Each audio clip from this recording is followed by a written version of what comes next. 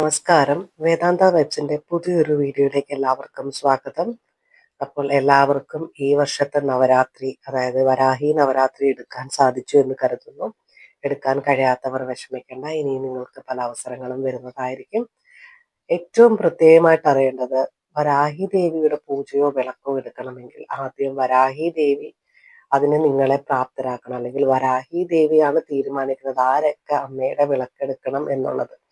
നിങ്ങളുടെ സമയമായി എന്നുള്ളത് നിങ്ങളല്ല തീരുമാനിക്കുന്നത്, അമ്മയാണ് തീരുമാനിക്കുന്നത്. അമ്മ വിളിച്ചാൽ മാത്രമേ അമ്മയുടെ ക്ഷേത്രത്തിൽ പോകുവാനോ അമ്മയ്ക്കൊരു വിളക്ക് വെക്കാനോ ഒക്കെ സാധിക്കുകയുള്ളൂ. അപ്പോൾ നിങ്ങൾക്ക് ഇപ്രാവശ്യം അമ്മയുടെ വിളക്ക് വെക്കാൻ സാധിച്ചിട്ടില്ല എന്നുണ്ടെങ്കിൽ അമ്മയോട് തന്നെ അപേക്ഷിച്ച് പ്രാർത്ഥിക്കുക, അതിനൊരു അവസരം തരണമേ എന്ന്.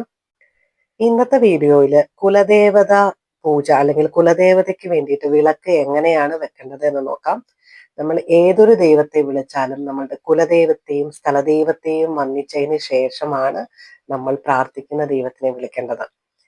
കുലദൈവം എന്ന് പറയുന്നത് നിങ്ങളുടെ കുലത്തിന്, നിങ്ങളുടെ കുടുംബത്തിന്, നിങ്ങളുടെ ആ ഒരു പരമ്പരയ്ക്കൊക്കെ തന്നെ കാവലായിട്ടൊരു ദൈവം കാണും.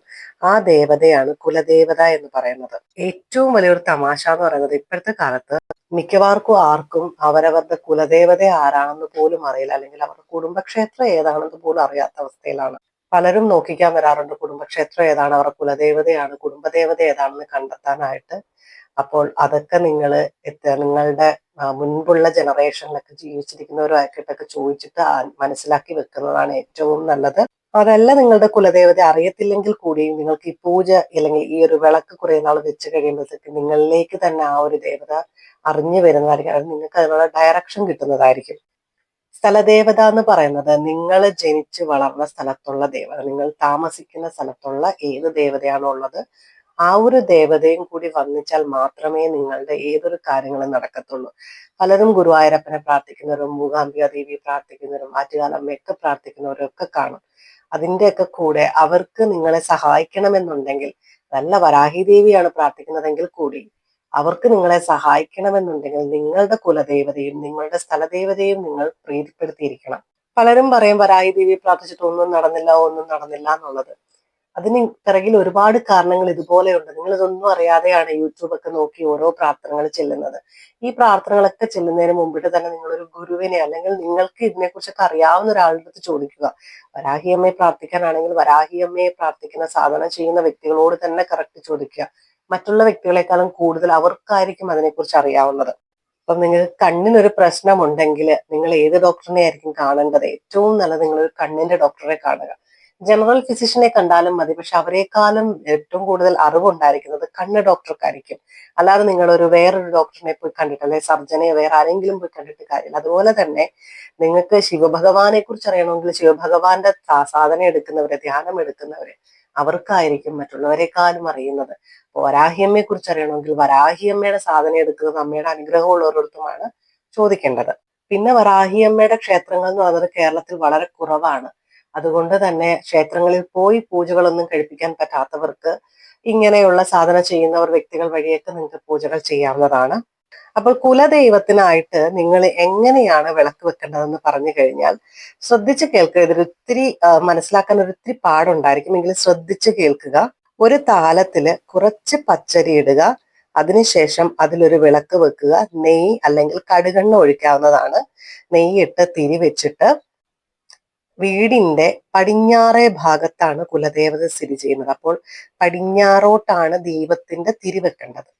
മനസ്സിലാവുന്നുണ്ടെന്ന് വിചാരിക്കാം. നിങ്ങൾ നിൽക്കുന്നത് കിഴക്ക് നിന്നാണെങ്കിൽ കിഴക്ക് ഭാഗത്ത് നിന്നിട്ട് നിങ്ങൾ ആ വിളക്ക് വെക്കുമ്പോൾ വിളക്കിന്റെ തിരി പടിഞ്ഞാറോട്ട് നിൽക്കുന്ന രീതിയിലാണ് തിരി വെക്കേണ്ടത്. അങ്ങനെ വെച്ചിട്ട് സാമ്പ്രാണിത്തിരിയും അതുപോലെ തന്നെ പുഷ്പങ്ങൾ ഉണ്ടെങ്കിൽ പുഷ്പങ്ങളും താലത്തിലിടാം. അതുപോലെ കിണ്ടിയും വെള്ളവും എപ്പോഴും വെക്കുന്നത് പോലെ, പൂജയ്ക്കൊക്കെ വെക്കുന്നത് പോലെ തന്നെ വെക്കുക. അതിനുശേഷം ഈ വിളക്ക് കൊളുത്തി വെക്കുക. സന്ധ്യാസമയത്ത് കൊളുത്തുന്നതാണ് ഏറ്റവും ഉചിതം. അതല്ലെങ്കിൽ ബ്രഹ്മമുഹൂർത്തത്തിലോ രാവിലെയോ നിങ്ങൾക്ക് കൊളുത്തി വെക്കാവുന്നതാണ്. കുറച്ചു നേരം കൊളുത്തി വെച്ചിട്ട് ഈ വിളക്ക് കുറച്ചു നേരം കൊളുത്തി വെച്ചിട്ട് നിങ്ങൾക്ക് ആ തിരി പതിയെ അണയ്ക്കാവുന്നതുമാണ്. അപ്പോൾ വിളക്ക് കൊളുത്തി വെച്ചിട്ട് ഓം കുലദേവതായ നമഃ എന്ന് നിങ്ങൾക്ക് പ്രാർത്ഥിക്കാം. 11 വട്ടം പ്രാർത്ഥിക്കാവുന്നതാണ്. നിങ്ങൾക്ക് കുലദേവതയുടെ പേരറിയാമെങ്കിൽ ആ ദേവതയുടെ പേരിൽ നിങ്ങൾക്ക് മന്ത്രം ചൊല്ലാവുന്നതാണ്. കുലദേവത ആരാണെന്ന് അറിയില്ലെങ്കിൽ ഓം കുലദേവതായ നമഃ എന്ന് പ്രാർത്ഥിക്കാം. അതോടൊപ്പം തന്നെ നിങ്ങൾക്ക് പ്രാർത്ഥിക്കാം, എന്റെ കുലദേവത ആരാണോ അതെനിക്ക് വെളിപ്പെടുത്തി തരണമേ എന്ന് നിങ്ങൾക്ക് പ്രാർത്ഥിക്കാവുന്നതാണ്. എന്നും ഈ ഒരു വിളക്ക് വെക്കുന്നത് വളരെ നല്ലതാണ്. കുലദേവതയെ നിങ്ങൾ ആചരിക്കുന്നത് അല്ലെങ്കിൽ ആരാധിക്കുന്നതിന്, റെസ്പെക്ട് ചെയ്യുന്നതിന്റെ ഒരു സിമ്പിളായിട്ടായിരിക്കും അതെന്നും നിലകൊള്ളുന്നത്. അതല്ലാന്നുണ്ടെങ്കിൽ നിങ്ങൾക്ക് 11 ദിവസം ഈ വിളക്ക് വെക്കാം. അതേപോലെ തന്നെ മന്ത്രവും 11 വട്ടമാണ് ചൊല്ലേണ്ടത്. ഇനി സംശയമായിട്ട് ആരും ചോദിക്കരുത് പീരീഡ്സ് ആവുമ്പോഴൊക്കെ വെക്കാവൂന്ന്. ഇതൊക്കെ നമ്മളൊരു ഹിന്ദു മതത്തിൽ ജനിച്ച് വളർന്നവർക്കൊക്കെ അറിയേണ്ട കാര്യങ്ങളാണ്. ഇതൊക്കെ ഒരു ബേസിക് ആയ ഒരു കാര്യങ്ങളാണ്. ഇതൊക്കെ എവിടെ നിന്ന് അന്യം നിന്ന് പോകുന്നു എന്ന് അറിയില്ല. ഇങ്ങനെയുള്ള ചോദ്യങ്ങളൊക്കെയാണ് പലരും സംശയമായിട്ട് ചോദിക്കുന്നത്. അന്യമതസ്ഥർക്കാണ് ഹിന്ദുക്കളെക്കാളും കൂടുതൽ അറിയാവുന്നത് എന്ന് എനിക്ക് തോന്നുന്നത്. ഇങ്ങനെയുള്ള ചോദ്യങ്ങളായിട്ട് വരരുത്. നിങ്ങൾ കളിയാക്കാൻ ചോദിക്കുന്നതാണോ അറിവില്ലായ്മയാണോ എന്ന് എനിക്ക് അറിയത്തില്ല. എനിക്ക് തന്നെ ഇപ്പൊ സംശയമാണ്. ഇത്രയ്ക്ക് അറിവില്ലായ്മയൊക്കെ നമ്മുടെ നാട്ടിലുണ്ടാകുമോ എന്ന് എനിക്ക് അറിയത്തില്ല. അപ്പോൾ വിളക്ക് വെക്കാനുള്ള എല്ലാ ശുദ്ധിയും, മാനസിക ശുദ്ധിയും ശരീരശുദ്ധിയും ഉണ്ടെങ്കിൽ മാത്രം നിങ്ങൾ വിളക്ക് വെക്കുക. ശരീരശുദ്ധിയെക്കാളുമൊക്കെ വളരെയധികം ഇമ്പോർട്ടൻ്റ് ആണ് നിങ്ങളുടെ മാനസിക ശുദ്ധി. നിങ്ങൾ എന്ത് ആഗ്രഹിച്ചാണോ വിളക്ക് വെക്കുന്നത് എന്നുള്ളത്, മറ്റുള്ളവരുടെ ദ്രോഹത്തിനോ മറ്റുള്ളവരെ ദ്രോഹിക്കുവാനോ ആയിട്ട് ഒരു രീതിയിലും ഒരു ദൈവത്തിനും വിളക്ക് വെക്കാതിരിക്കുക. അപ്പോൾ എല്ലാവർക്കും മനസ്സിലായെന്ന് കരുതുന്നു. വാട്സപ്പിൽ സംശയങ്ങൾ അയക്കുന്നവര് നിങ്ങളുടെ പേരും നിങ്ങളുടെ എന്താണ് സംശയം എന്ന് അറിയിക്കുക. കോള് ചെയ്യാതിരിക്കുക. പല സമയങ്ങളിലും പൂജകളായിട്ടും മറ്റു കാര്യങ്ങളായിട്ടും തിരക്കായിരിക്കുന്നത് കൊണ്ട് തന്നെ വാട്സപ്പിൽ മെസ്സേജ് അയക്കുക. സമയം കിട്ടുമ്പോൾ തിരിച്ചു വിളിക്കുന്നതാണ്. അതുപോലെ തന്നെ നമ്മളുടെ ചാനലിൽ മെമ്പേഴ്സ് ഓൺലി സ്റ്റാർട്ട് ആയിട്ടുണ്ട്. മെമ്പേഴ്സ് ആകുവാൻ നിങ്ങൾക്ക് അതിനകത്ത് ചേർന്ന് 3 തരത്തിലുള്ള മെമ്പർഷിപ്പ് ഉണ്ട്.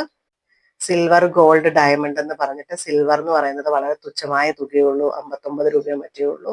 അപ്പോൾ അതിനകത്ത് ചേർന്ന് നമ്മളുടെ ഒരു മെമ്പർ ആയി കഴിഞ്ഞാൽ നിങ്ങളുടെ ഏത് സംശയങ്ങൾക്കും മറുപടി തരുന്നതായിരിക്കും. അതുപോലെ തന്നെ മെമ്പേഴ്സ് ഓൺലി വീഡിയോസ് ഒക്കെ നിങ്ങൾക്ക് ലഭിക്കുന്നതായിരിക്കും. അത് മറ്റുള്ളവർക്ക് കിട്ടത്തില്ല, മെമ്പേഴ്സിന് മാത്രമേ കിട്ടത്തുള്ളൂ. അപ്പോൾ അങ്ങനെയുള്ള ഒരുപാട് ബെനിഫിറ്റ്സുകൾ മെമ്പേഴ്സ് ഓൺലി അല്ലെങ്കിൽ മെമ്പേഴ്സ് ആകുന്നത് കൊണ്ടുണ്ട്. അപ്പോൾ ചാനലിൽ മെമ്പേഴ്സ് ആവാൻ ശ്രമിക്കുക. പൂജാകാര്യങ്ങളൊക്കെ ആയിട്ട് വിളിക്കുന്നവര് ദയവ് ചെയ്ത് വാട്സപ്പിൽ മെസ്സേജ് അയക്കുക, കോള് ചെയ്യാതിരിക്കുക. അതുപോലെ തന്നെ നിങ്ങളെ പോലൊക്കെ തന്നെ തിരക്കുകളൊക്കെ ഉള്ള ഒരു വ്യക്തിയാണ് ഞാനും. ഞാൻ 24 മണിക്കൂറും നിങ്ങളുടെ കോളുകൾക്ക് ആൻസർ പറയുവാനോ ഒന്നും സാധിക്കുന്നതല്ല. അത് നിങ്ങൾ മനസ്സിലാക്കി തന്നെ മെസ്സേജുകൾ അയക്കുക. പല ആളുകളും വിളിച്ചിട്ട് നമ്മുടെ അടുത്ത് ദേഷ്യപ്പെടുന്ന രീതിയിലൊക്കെയാണ്, വിളിച്ചിട്ട് എന്താ എടുക്കാത്തത്, നിങ്ങൾക്ക് എന്താ മറുപടി തന്നൂടെ എന്നുള്ള രീതിയിൽ, അതായത് മെസ്സേജ് അങ്ങോട്ട് ഇട്ട ഉടനെ മറുപടി കൊടുത്തില്ലെങ്കിലുള്ള രീതികളാണ്. അങ്ങനൊന്നും ആരടുത്തും നിങ്ങൾ പെരുമാറാതിരിക്കുക. ഏതൊരു വ്യക്തിയുടെ അടുത്തും എല്ലാവർക്കും അവരുടേതായ സമയങ്ങളുണ്ട്. പല കാര്യങ്ങളിലായിരിക്കും. ഞാനിപ്പോ വിളിക്കുമ്പോഴേ നിങ്ങൾക്ക് എടുക്കാൻ പറ്റിയെന്ന് ഇരിക്കത്തില്ല. നിങ്ങൾ നിങ്ങളുടെ തിരക്കിലായിരിക്കും. ഞാൻ തന്നെ ആരടുത്തും ഷൗട്ട് ചെയ്യാനോ ഒന്നിനും പോകാറില്ല. അപ്പോൾ നിങ്ങൾ ആരടുത്ത് ഏത് കാര്യത്തിന് പോയാലും എളിമയോടും വളരെയധികം നല്ല രീതിയിൽ പെരുമാറാൻ ശ്രമിക്കുക. അത് മാത്രമേ ഉള്ളൂ ഒരു അപേക്ഷ. മെസ്സേജ് ഇട്ട് കഴിഞ്ഞാൽ ഞാൻ ഫ്രീ ആകുമ്പോൾ എല്ലാവർക്കും റിപ്ലൈ അയക്കാറുണ്ട്. നമ്മളോട് സംസാരിക്കുന്നവർക്ക് അറിയാം. അപ്പോൾ മെസ്സേജ് അയക്കാൻ ശ്രമിക്കുക, കോൾ ചെയ്യാതിരിക്കുക. Thank you.